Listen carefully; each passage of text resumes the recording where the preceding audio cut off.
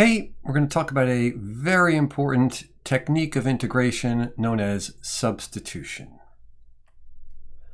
And let's start right in with an example. Suppose you were trying to take this integral. Well, one way you could do it is you could take x cubed plus 5x minus 2, multiply it by itself 9 times, take that result and multiply it by 3x squared plus 5, and then you'd have some giant polynomial that you could just integrate. But if I change the 9th power to the 97th power, for example, then it would become a practical impossibility. You're certainly not going to multiply x cubed plus 5x minus 2 by itself 97 times. And so we need a different technique. And that technique is called substitution, and the basic idea is to introduce a new variable. I'm going to rename x cubed plus 5x minus 2 as r. Before we move on, it's worth mentioning that the rest of the world tends to pick the variable u, so much so that this is often referred to as u substitution. U is just about one of the worst possible choices that you can make, and the reason is that if you go on to take Calc 2, the first technique that you'll learn after substitution is something called integration by parts, always taught in terms of the variables u and v, and the u has absolutely nothing to do with substitution. So that confuses people. And since we can pick any letter we like, we may as well pick one that's not confusing. I'm partial to r. But if you hear people talking about u substitution, they're just talking about substitution. And you're of course free to use whatever variable you like. X is a really bad choice. That one's already in use. D, probably also really poor, because you've got that dx at the end. After that, u is the third worst choice. As I said, I like r. Okay, how does this help? Well, if r is x cubed plus 5x minus 2, then the derivative of r, dr dx, is 3x squared plus 5. So in differential notation, we have that dr is 3x squared plus 5 times dx. And the goal of this substitution technique is to take the original integral that we started with and to rewrite it entirely in terms of the new variable. And to do that, I'm going to need integral of something that's just an expression in terms of r with a dr at the end. And the beauty here is that I can do that. Dr is 3x squared plus 5 times dx, and here's my 3x squared plus 5 times dx. It's all multiplication right here, so it doesn't really matter the order. And I can consider the 3x squared plus 5 as being multiplied by the dx, and that gives me dr. What's left over? That's x cubed plus 5x minus 2 to the 9th, and x cubed plus 5x minus 2 is r. Which is to say that the original integral becomes the integral of r to the 9th times dr. I've used every piece of the original integral and rewritten it entirely in terms of the new variable r. And the beauty here is that that's a really easy integral. The integral of r to the 9th dr is just 1/10 r to the 10th plus a constant. And I'm nearly done, but not quite, because I certainly can't ask you, what's the integral of 3x squared plus 5 times x cubed plus 5x minus 2 to the 9th with respect to x, and have you give the answer 1/10 r to the 10th plus a constant. Well, we made up the variable r. That can't possibly be the answer. We have to rewrite this answer in terms of the variable x. And that's easy to do because we know that r is x cubed plus 5x minus 2, and so this becomes 1/10 times x cubed plus 5x minus 2 to the 10th plus a constant. And since this is the first time we've used this substitution technique, we may as well check that we got the right answer. It's very easy to check the answer to an antiderivative, an indefinite integral. We just take the derivative of our answer, and if we get the original function, then we know that we got it right. And the derivative of 1/10 x cubed plus 5x minus 2 to the 10th plus a constant is a chain rule problem. You treat the x cubed plus 5x minus 2 as if it were a variable, and that gives you 10 times that variable to the 9th. 10 times 1/10 is 1, and so we get x cubed plus 5x minus 2 to the 9th. And then to finish applying the chain rule, we have to multiply by the derivative of x cubed plus 5x minus 2, which is 3x squared plus 5. And so the derivative that we get here is exactly the function that we were integrating in the beginning, and so we know that we got our integral correct. And before we move on, let's take a look at the same example that we just did and see what would happen if we let r equal 3x squared plus 5 instead of x cubed plus 5x minus 2. Well, in that case, dr dx, the derivative of r, would be 6x. And so in differential notation, we would have that dr is 6x dx. And now we come to the question of how are we going to rewrite the original integral in terms of the new variable? Well, here I have my r, and so that part I'm good with. But how am I going to write x cubed plus 5x minus 2 to the 9th in terms of this variable r? I don't see a way at all. And even worse, I'm going to need something, with a dr at the end so that I can integrate with respect to r. And for dr, I'm going to need a 6x dx. Well, I have a dx, but there's no 6x floating around. And so I have no way to write dr at the end either, which makes this a poor choice for substitution. In other words, if you want to integrate by substitution, you have to make a good choice for the new variable r, like this one over here, one that lets you rewrite the entire original integral in terms of the new variable, like we were able to do here, but like we can't do over here. Over here, we chose poorly for our variable r. Over here, we chose well. Which is to say, substitution is about good guesses. How do you learn how to make good guesses? Lots of practice. Okay, you're going to do this one after I help you choose a variable r. What are the possibilities? Well, one possibility is we could let r be the cosine of x. Well, if r is the cosine of x, then dr is negative sine of x dx. You don't have to worry about the negative too much, and I'll show you why at some point. But do we have a sine of x dx? We really don't. We have the square root of the sine of x dx, not the same thing as sine of x times dx at all. And so r equals the cosine of x, not a good choice for substitution.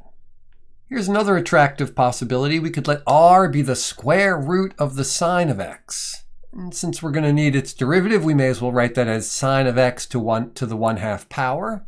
So that in differential notation, we get that dr is 1/2 times sine of x to the negative 1/2 times dx.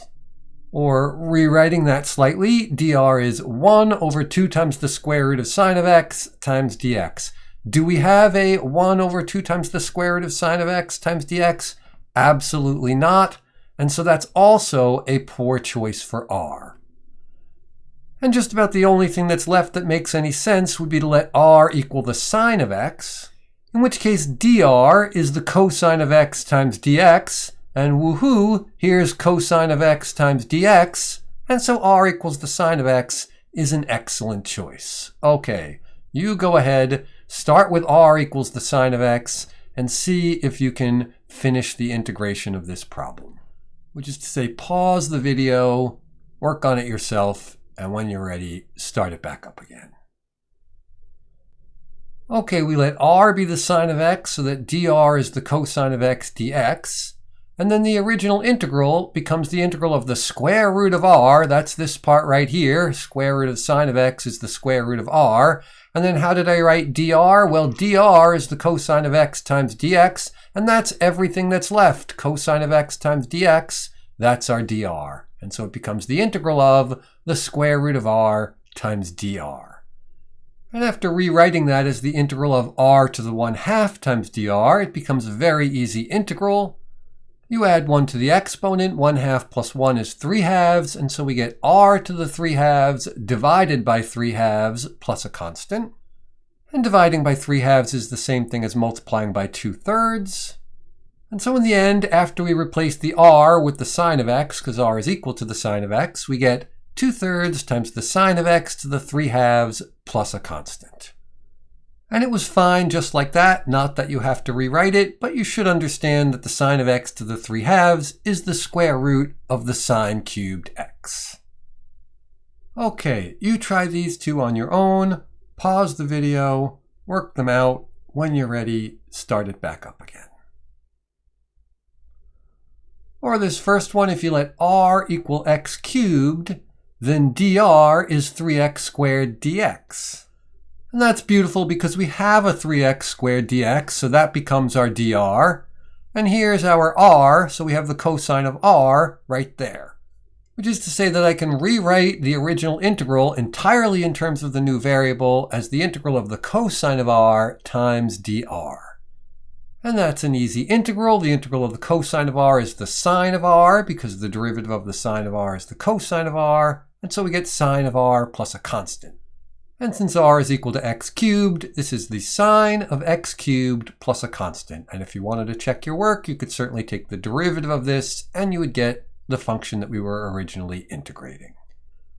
The second one is perhaps slightly trickier. It's easier if you consider that algebraically the natural log of x over x is simply equal to the natural log of x times 1 over x.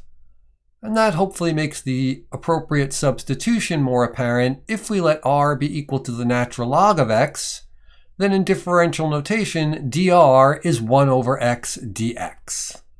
And so our original integral becomes the integral of r times dr. Here's the dr, it's the 1 over x times dx, and here's the r. And the integral of r times dr couldn't be easier. It's 1/2 r squared plus a constant. And so we get as our answer 1/2 times the natural log of x all squared plus a constant. Okay, these integrals have been very carefully constructed so that they come out as cleanly as possible. I want to re-examine this middle one here. And in particular, I want to change it slightly and see what would happen if instead we were looking at the integral of 7x squared times the cosine of x cubed dx. Well, once again, it makes sense to let our variable r be equal to x cubed, in which case we get that dr is 3x squared times dx. And unfortunately, I don't have a 3x squared times dx, I have a 7x squared times dx. And so you might think that, oh well, we can't go any further, but it turns out that when it's just the constant that's a problem, then we can go further and we're still going to be able to compute this integral using substitution. And here's how. Multiply both sides of the equation dr equals 3x squared dx by 1/3, or divide both sides by 3 if you like, to get that 1/3 times dr is equal to x squared times dx. And the beauty is, I have an x squared times dx right there, and that's what I'm looking for. And so I have a way to write, if not dr, at least 1/3 times dr. So that the original integral, well, the cosine of x cubed, that's just the cosine of r. And then the x squared times dx, well, that's 1/3 dr, this part right here. And all I've got left with is a 7 that I can just keep. 7 stays a 7. And since this is all multiplication, it doesn't matter what order I do it in, and I can multiply the 7 times the 1/3 to get 7/3, and that's just a constant, and so I can bring it outside of the integral, and I get 7/3 times the integral of the cosine of r dr. And replacing the r with x cubed, since r is equal to x cubed, we get our answer, 7/3 times the sine of x cubed plus a constant. Okay, you try these, take a few minutes, come up with good choices for your substitution. If you find that they're not going anywhere, then perhaps you've come up with a bad choice for your substitution. Don't get discouraged, just start over and get it right. Sometimes that's what's required in these substitution problems until you get some practice, which we are beginning right now. So pause the video and work on these, and when you're ready, start it back up again. Welcome back. For this first one, a good choice is r equals x squared plus 3, in which case dr is 2x times dx. I don't have a 2x times dx, but I do have an x times dx. And so I can divide both sides by 2 or multiply both sides by 1/2 to get that 1/2 times dr is x times dx. And that lets me rewrite the original integral as r to the 5th, that's the x squared plus 3 to the 5th, times 1/2 dr, that's the x dx.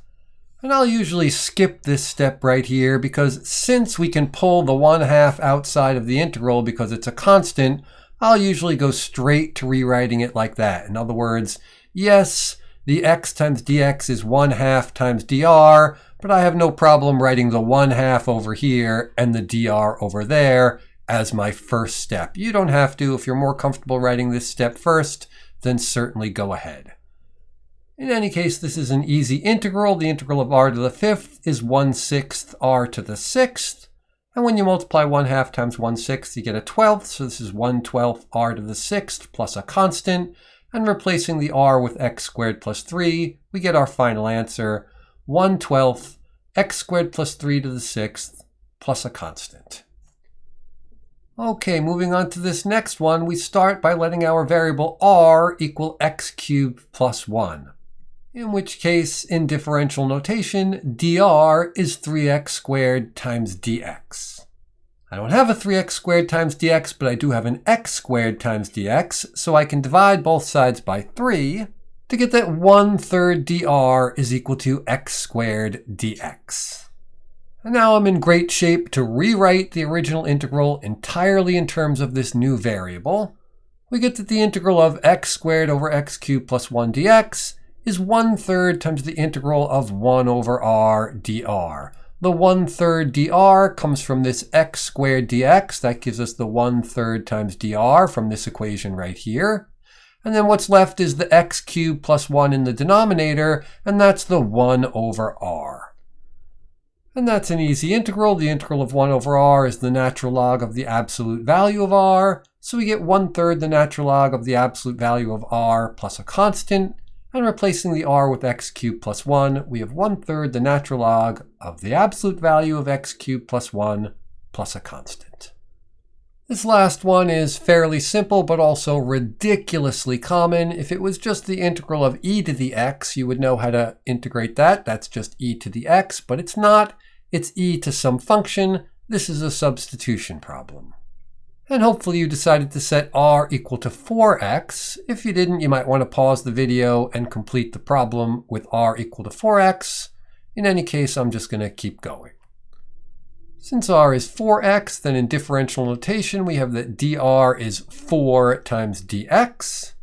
And so 1/4 dr is equal to dx. And now I'm in great shape to rewrite the original integral. We have the integral of e to the r, that's the e to the 4x, times 1/4 dr, because dx is equal to 1/4 dr, and I saved myself a step and brought the 1/4 outside of the integral right away. And the integral of e to the r is everyone's favorite integral. It's just e to the r, and so we get 1/4 e to the r plus a constant, and since r is 4x, this is 1/4 e to the 4x plus a constant. Okay, before we call it a day, these integrals that I just showed you are slightly less contrived than the ones I showed you in the first batch, and yet they are still carefully chosen. Let's focus on this first one, and we'll just change it a little, and instead of looking at the integral of x times x squared plus 3 to the 5th dx, we'll look at the integral of x squared times x squared plus 3 all to the 5th with respect to x. And it still makes sense to let r be equal to x squared plus 3, in which case dr is 2x dx, and 1/2 dr is x dx. And I'm still in good shape here. The x squared plus 3 to the 5th is still r to the 5th. And I need x times dx in order to write 1/2 dr. Well, if I think of the x squared as x times x, then I do have x times dx. But the problem is, what about this x? How am I going to rewrite that in terms of r? It's not impossible. Since r is x squared plus 3, we have that r minus 3 is x squared, and so x is the square root of r minus 3. But that means that in order to rewrite our original integral, well, we'd have the r to the 5th, we'd still have the 1/2 times dr, and then for that one remaining x that we have, we would also have square root of r minus 3. And so we took a difficult looking integral and turned it into a new difficult looking integral. In other words, in all the other problems, we had done substitution and found that after we substituted our new variable, we came out with something that was easy to integrate. Here we have come up with something that is difficult to integrate. And what's the point? The point is these problems are still being very carefully chosen. You know, this problem right here, carefully chosen. This slight variation on that problem, probably not doable by substitution. And so substitution, very useful for a large class of integrals that you couldn't have done without it, but not going to be useful for any possible integral. There will be lots of integrals where you simply can't use substitution. Okay, you won't see any like that on your homework. Your homework is full of problems where you can use substitution. Lots of practice on the homework. That's how you get good at substitution, by doing lots of problems. So take a good, conscientious, solid stab at the homework. Bring any questions that you have to class. Looking forward to seeing you there. Bye.